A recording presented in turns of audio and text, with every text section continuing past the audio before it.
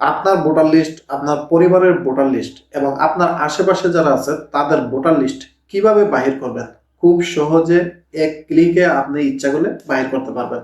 মাত্র ১ মিনিট যদি আপনি আপনার মোবাইল দিয়ে চেষ্টা করেন তাহলে কিন্তু আপনার আজকে দেখানো প্রসেসে খুব সহজে আগামী ১২ তারিখের নির্বাচনের সম্পূর্ণ ভোটার লিস্ট পেয়ে যাবেন আপনি নিজে নিজে। তো কিভাবে বাহির করবেন সেই পুরো প্রসেসটি এখন আপনাদেরকে দেখাচ্ছি। তো চলুন শুরু করা যাক। প্রথমে আপনারা গুগল ক্রোম ব্রাউজারে চলে যাবেন। তারপর এখানে সার্চিং বার পেয়ে যাবেন। এখানে লিখবেন bangladesh.gov.bd। এই যে ওয়েবসাইটটি দেখতে পারতেছেন এটি লিখে আপনারা সার্চিং করে দিবেন। ওকে, তারপর আপনার সামনে এই ধরনের একটি পেজ চলে আসবে। যদি এই ধরনের না আসে তাহলে সর্বপ্রথম যে ওয়েবসাইটটি দেখবেন সেইটিতে ট্যাপ করবেন। তারপর এখানে আপনি বেশ কিছু তথ্য দেখতে পাচ্ছেন। এখানে একদম সর্বশেষে ৪৫৫৫ যে ৫৪ যে ইউনিয়ন পরিষদ সেটির উপর আপনি ট্যাপ করবেন। ওকে, তারপরে এখান থেকে আপনি বিভাগ সিলেক্ট করবেন। আপনি যে বিভাগের হয়ে থাকেন ওই বিভাগটি এখানে দিয়ে দিবেন। তারপরে এখানে দেখতে পাচ্ছেন জেলা, এখান থেকে আপনি জেলা সিলেক্ট করবেন। তারপরে এখান থেকে উপজেলা, আপনি এটার উপরে ট্যাপ করবেন। তারপর আপনি যে উপজেলাটি সেটি এখানে দিয়ে দিবেন। দেওয়ার পরে এখানে নিচে একটি আপনার অপশন দেখতে পাচ্ছেন। এখানে আপনার উপজেলাতে যে কয়টি ইউনিয়ন আছে সবগুলো এখানে দেখাচ্ছে। তো এখান থেকে আপনার যে ইউনিয়নটি সেইটি আপনি এখান থেকে সিলেক্ট করে দিবেন।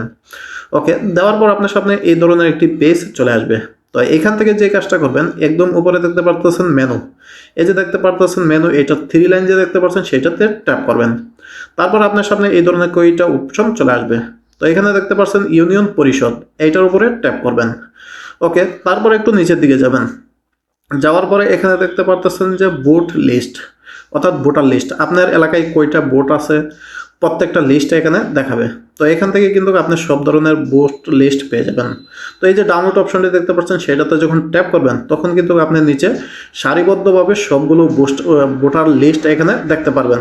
তো আরেকটা কথা বলে নেই মাঝখান দিয়ে, যে আপনার এখান থেকে যতগুলো নারী অথবা পুরুষ সব ধরনের ডিটেলস কিন্তু দেখতে পারবেন।